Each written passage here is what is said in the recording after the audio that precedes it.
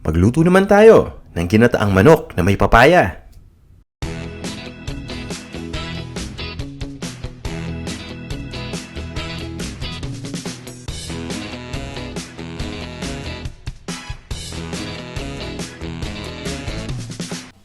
Ito yung mga sangkap. Manok, hiniwa ko lang ito into serving pieces. Gagamit din tayo ng green papaya o yung hilaw na papaya. Spinach, pwede tayong gumamit ng malunggay.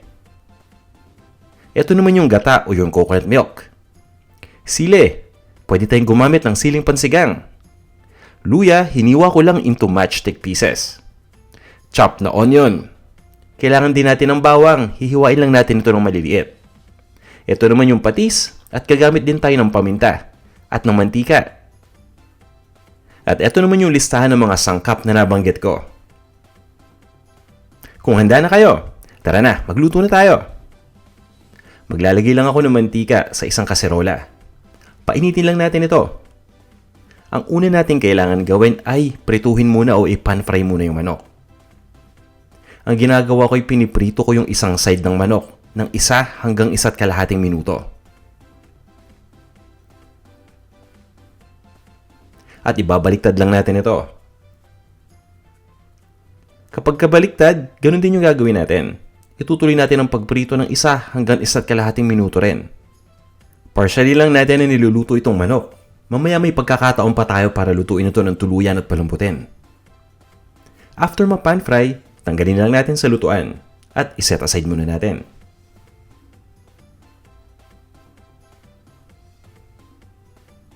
Gamit yung natirang mantika, igisa na natin yung sibuyas.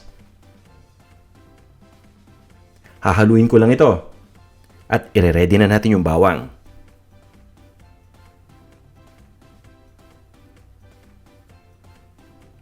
Ituloy lang natin ang pag-isa ng mga 30 seconds pa. At kapag nagluluto ako ng ginataang manok, gumagamit ako ng luya.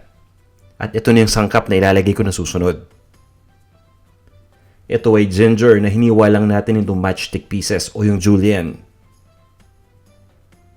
Ituloy lang natin ang pag-isa hanggang sa lumambot na yung sibuyas. Ready na to. Ilagay na natin yung manok.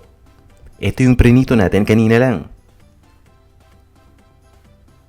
Sabay-sabay na natin ilagay lahat at haluin lang natin ang bahagya. Itutuloy ko lang ang pagluto ng 1 minuto pa.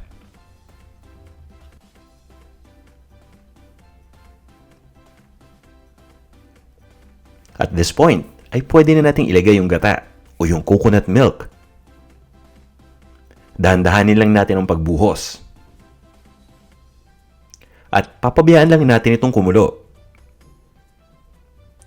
Para mas mabilis na kumulo yung gata ang ginagawa ko, tinatakpan ko lang itong aking lutuan.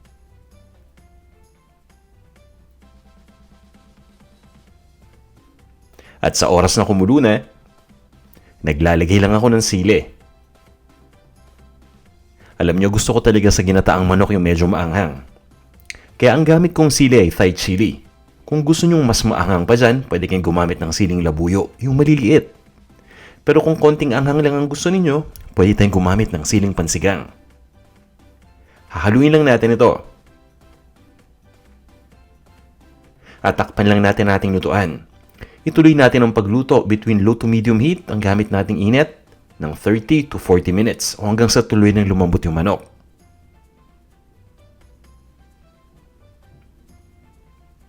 At this point, ay malambot na yung manok. Lutong-luto na to. Ilagay na natin yung ibang mga ingredients pa. Ito na yung papaya. Ito yung papayang hilaw na hiniwa ko lang into wedges. Iba talaga kapag may papaya itong ginataang manok. Mas nagpapasarap itong papaya para sa akin. Siguraduhin lang natin na nalubog sa gata yung papaya para mas maluto itong mabuti. Takpan lang natin.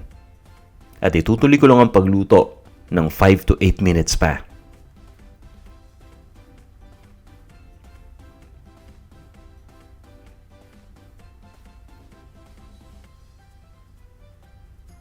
Kapag sinabing ginataan, mas maganda kapag meron tayong green leafy vegetable. Ang gamit ko ay spinach para sa recipe na to. pwede kayong gumamit ng malunggay o ng dahon ng sili.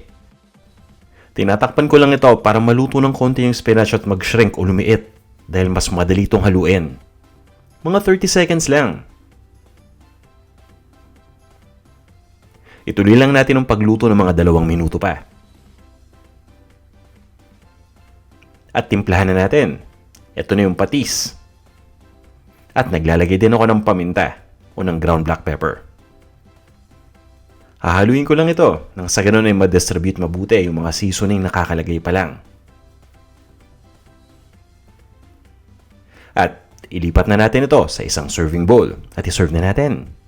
Ito na ang ating ginataang manok na may papaya. Tara, kain na tayo!